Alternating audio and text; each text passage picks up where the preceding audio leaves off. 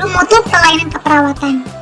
Jadi mutu pelayanan keperawatan adalah pelayanan kepada pasien yang berdasarkan standar keahlian untuk kebutuhan dan keinginan pasien, sehingga pasien dapat memperoleh kepuasan yang akhirnya dapat meningkatkan kepercayaan kepada rumah sakit serta dapat menghasilkan keunggulan kompetitif melalui pelayanan yang bermutu, efisien, inovatif, dan menghasilkan customer responsiveness.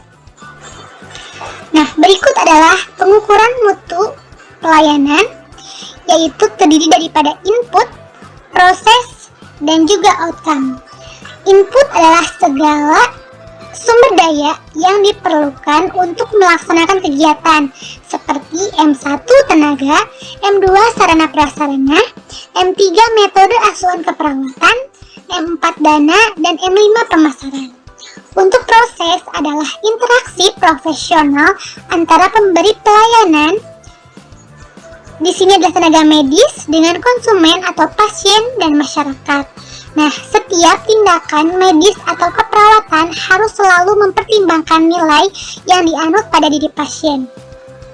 Hal ini meliputi konsep etik autonomi, non-maleficence, beneficence, justice, veracity, dan juga fidelity.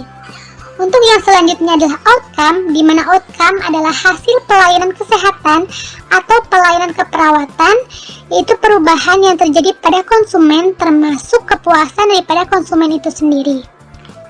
Nah, berikut adalah indikator outcome yang ada di rumah sakit. Misalkan indikator-indikator mutu yang mengacu pada aspek pelayanan seperti angka infeksi nosokomia, angka kematian kasar, kematian pasca bedah, kematian ibu melahirkan, kematian bayi baru lahir, NDR, ADR, PODR, POIR, dan yang lain sebagainya. Nah, ada lagi indikator mutu pelayanan untuk mengukur efisiensi daripada rumah sakitnya seperti BOR, BTO, TOI, loss, dan lain sebagainya. Nah, kemudian yang ketiga adalah indikator mutu yang berkaitan dengan kepuasan pasien, di mana dapat diukur dengan jumlah keluhan daripada pasien atau keluarganya. Nah, biasanya kita dapat menerima surat masuk daripada kotak saran ataupun yang lain.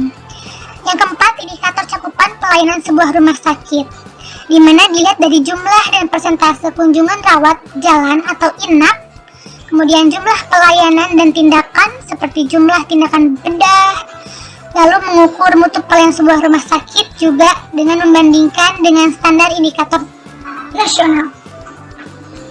Indikator mutu yang mengacu pada keselamatan pasien, di sini juga ada contohnya. Nah, sekarang kita akan membahas dulu konsep mutu atau service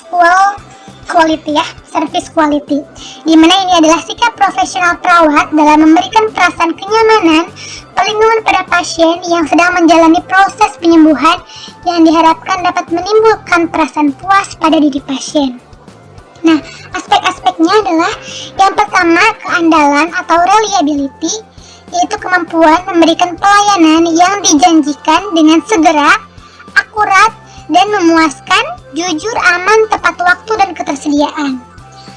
Yang selanjutnya adalah ketanggapan atau responsiveness, di mana keinginan para pegawai atau karyawan membantu konsumen dan memberikan pelayanan itu dengan tanggap terhadap kebutuhan konsumen, cepat memperhatikan dan mengatasi kebutuhan-kebutuhan.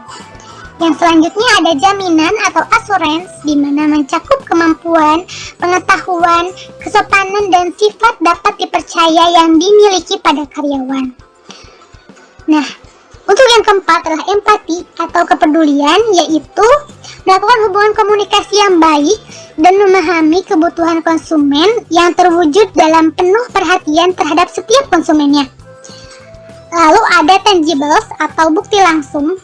Ini adalah meliputi fasilitas fisik, peralatan pegawai, kebersihan, ruangan yang baik dan teratur, berpakaian rapi, harmonis, penampilan karyawan dan peralatan, juga alat komunikasinya juga.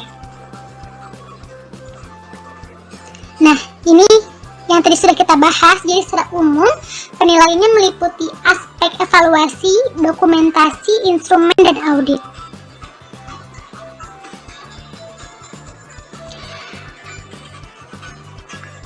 Untuk yang selanjutnya kita akan membahas audit internal, yaitu tujuannya untuk membantu manajemen dalam hal memonitor aktivitas yang tidak dapat dilakukan manajemen, mengidentifikasi dan meminimalkan resiko, memvalidasi laporan untuk manajemen senior dengan melakukan tindakan terhadap laporan untuk meyakinkan akurasi, ketepatan waktu dan juga maknanya, meninjau kegiatan yang sudah berlalu dan sedang berjalan.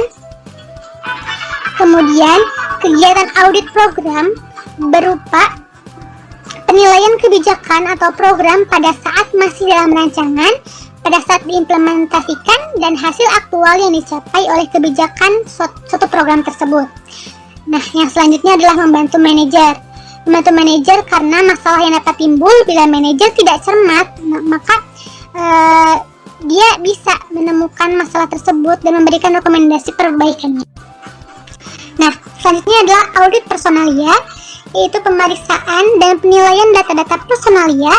Audit mengevaluasi kegiatan-kegiatan personalia yang dilakukan dalam suatu organisasi, baik bagian per bagian maupun organisasi secara keseluruhan. Ini contohnya, hasil-hasilnya adalah mengidentifikasi sumbangan departemen personalia kepada organisasi, meningkatkan kesan profesional, menstimulasi keseragaman kebijakan, memperjelas tugas dan tanggung jawab, menemukan masalah personalia secara kritis, dan juga menyelesaikan keluhan lama dan aturan legal. Nah, kita akan lanjut kepada keselamatan pasien, di mana di sini kita sudah tahu bahwa standar internasional patient safety goals itu ada 6. Yang pertama adalah mengidentifikasi pasien. Nah, ini kita dengan secara benar ya, dengan sebelum tindakan itu kita harus tahu dulu siapa nama lengkapnya, berapa nomor rekam medisnya, dan bagaimana apakah sudah ada tertulis di gelang pasien, kartu identitas berobatnya bagaimana, fotonya apakah benar atau tidak, apakah dia memiliki alergi atau lain sebagainya. Ini harus dengan sesuai, identifikasi dengan benar. Lalu ada lagi IPSG yang kedua adalah dengan menggunakan komunikasi yang efektif. Contohnya adalah misalkan perawat menerima perintah lisan oleh dokter via telepon dengan cara menulis dan mengulang kembali terapi medikasi yang disampaikan oleh dokter, misalkan dengan cara teknik SBAR, yaitu situation, di mana situasi yang menggambarkan keadaan pasien sehingga perlu dilaporkan, kemudian background, assessment, dan juga recommendation ya. Nah, di sini ada IPSG 3, yaitu meningkatkan keamanan obat-obatan yang harus diwaspadai. Seperti misalkan penetapan obat-obat itu adalah termasuk ke dalam high alert. Nah, ini kita harus bisa meningkatkan keamanannya. Lalu yang selanjutnya adalah IPSG yang keempat, yaitu memastikan lokasi pembedahan yang benar, prosedur yang benar, pembedahan pada pasien juga yang benar. IPSG 4 ini dilakukan untuk tindakan misalkan ada operasi, endoskopi atau bronkoskopi, catheter lab atau gigi dan radiologi. Nah, ini harus dilakukan. Jadi pembedahan itu akan dilakukan di mana? Harus secara benar. Dilakukan di mana? Persiapannya juga harus benar. Ini di IPSG keempat. IPSG kelima adalah bagaimana dengan mengurangi risiko infeksi akibat perawatan kesehatan. Ini seperti kebijakannya adalah pelabelan dengan mengisi tanggal setelah pemasangan alat invasif pada pasien, misalkan dia dipasang NGT, infus, atau yang lain sebagainya, itu harus ada labelnya. Terus pelabelan tanggal juga harus jelas. Kemudian batas waktu penggantiannya, misalkan dia harus diganti berapa kali dalam 24 jam. Misalkan infus diganti 3 kali 24 jam, dia harus diganti. Misalkan NGT diganti setiap 2 minggu, maka dia harus diganti. Itu untuk standar IPSG ya. Untuk yang IPSG yang keenam adalah mengurangi resiko cedera akibat terjatuh. Misalkan bagaimana perawat dapat melakukan pengkajian risiko jatuh dengan benar. Misalkan dewasa menggunakan skala Morse, untuk anak-anak menggunakan Humpty Dumpty, itu harus benar. Pemasangan gelang, misalkan untuk yang risiko jatuh itu bagaimana, juga harus benar. identifikasi harus secara benar.